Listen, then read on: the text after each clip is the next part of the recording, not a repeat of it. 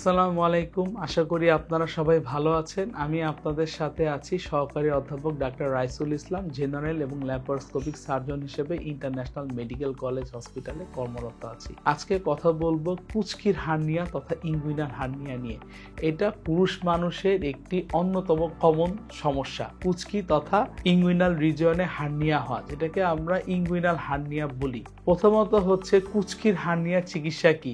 যদি ব্রিফলি বলি, মোটা দাগে এটা হচ্ছে অপারেশন ছাড়া বিকল্প কোনো চিকিৎসা নেই। কেন অপারেশন করবেন?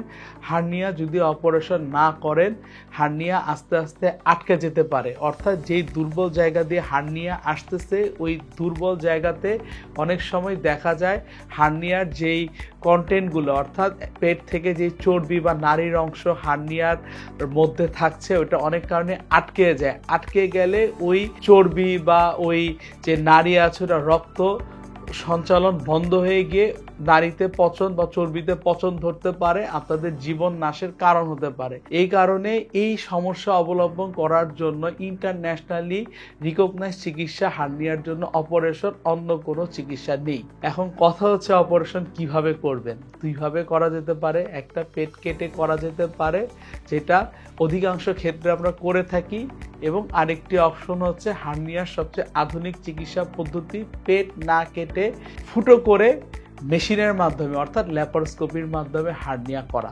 ল্যাপারোস্কোপিক হার্নিয়া এখন বর্তমানে সবচেয়ে কমন এবং জনপ্রিয় চিকিৎসা ব্যবস্থা।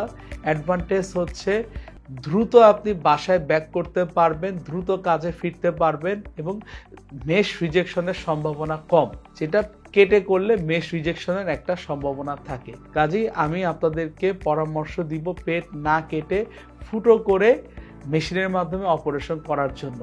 আর পেট কেটেও আমরা অপারেশন করে থাকি।